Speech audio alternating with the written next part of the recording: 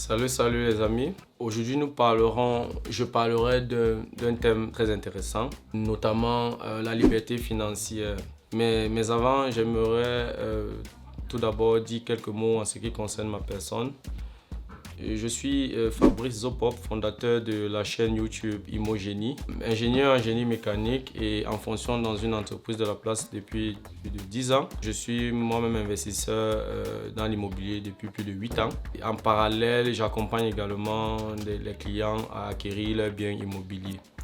Voilà. Dans cette chaîne, il sera question de parler des thèmes tout autour de l'intelligence financière et de l'investissement dans l'immobilier.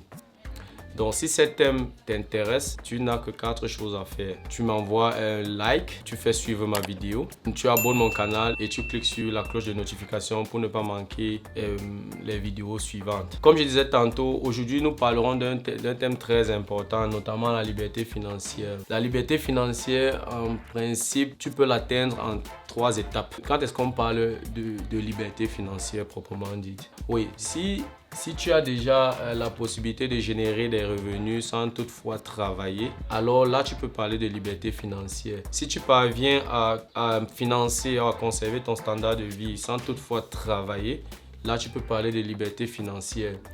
Si tu as également la possibilité d'avoir plusieurs sources de revenus, là également, tu peux parler de liberté financière.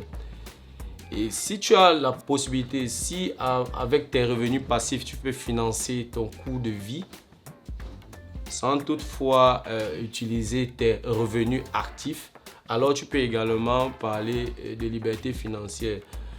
Mais alors, à partir de quel moment on peut parler de liberté financière? Lorsque tu as des revenus passifs qui sont largement supérieurs à tes coûts fixes, là également, c'est à partir de ce moment où tu peux parler de liberté financière. La liberté financière, tu peux l'atteindre, comme j'ai dit tantôt, en 3 étapes. La première étape, la protection financière. La deuxième étape, la sécurité financière. Et la troisième étape, la liberté financière proprement dite.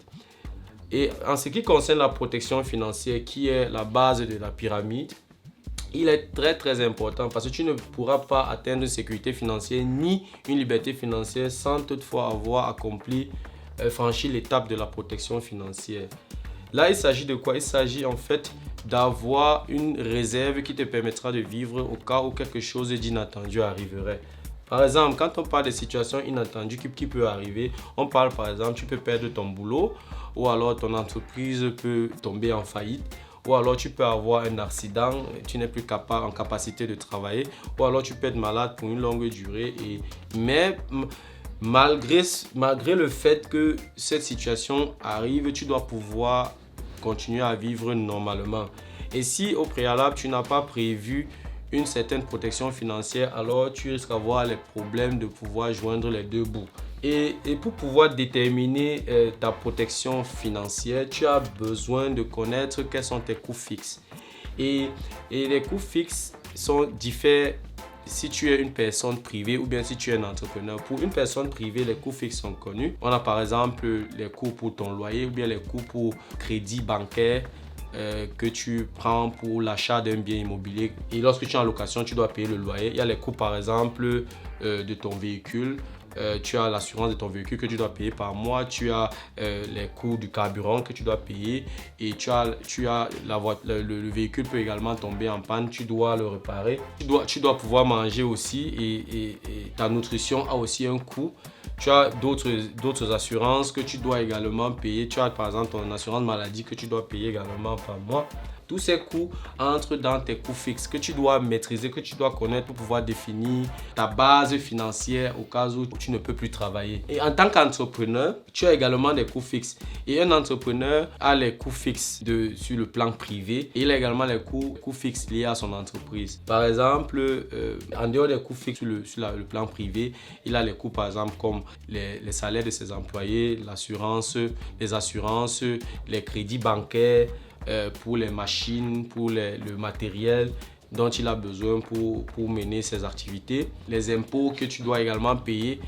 Tous ces coûts entrent dans la liste des coûts fixes et ces coûts fixes doivent être listés de manière à ce que tu puisses définir ta base financière. En dehors de ces coûts fixes, ce que tu dois également savoir, c'est que tu dois définir un intervalle de temps. Pour combien de temps tu seras incapable de travailler, c'est important. Moi, je conseille généralement de définir à partir de 6 mois jusqu'à 12 mois.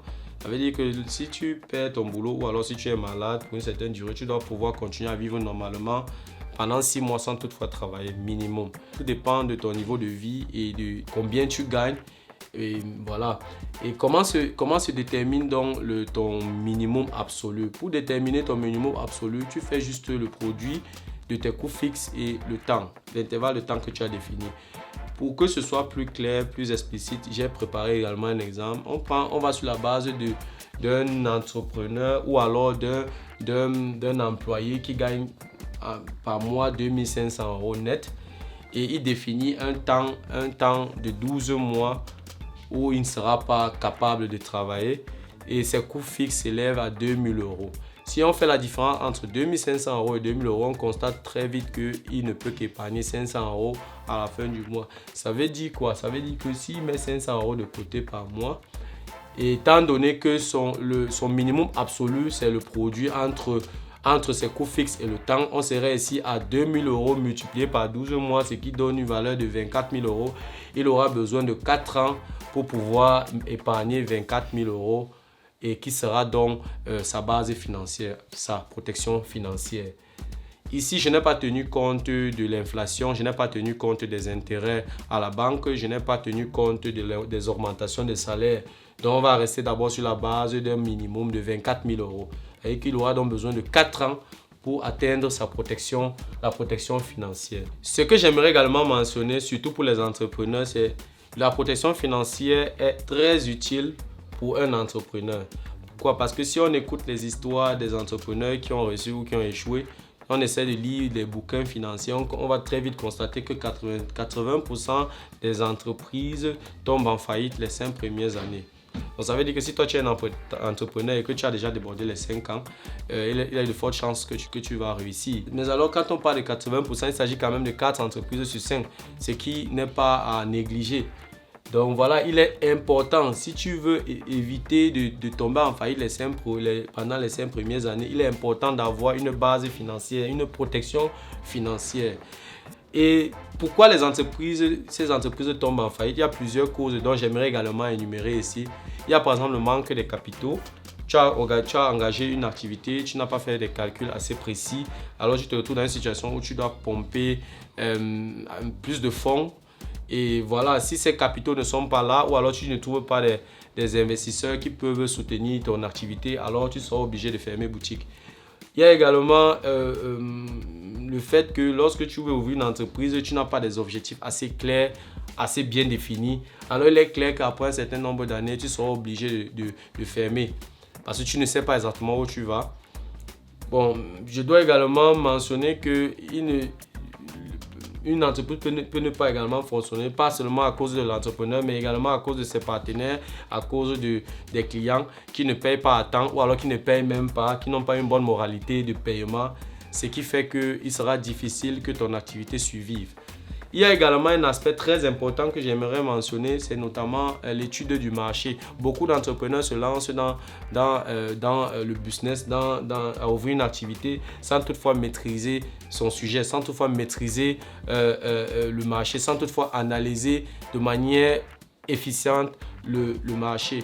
Alors, ne sois donc pas surpris qu'après quelques années, tu es obligé de fermer ton entreprise. Donc, pour dire qu'avant de te lancer, rassure-toi que tu as assez de capitaux, rassure-toi que tes objectifs sont bien définis, tu sais où tu vas, rassure-toi que tu interroges la moralité de tes clients avant de te lancer dans un partenariat et surtout analyse de manière efficace le marché dans lequel tu veux t'investir.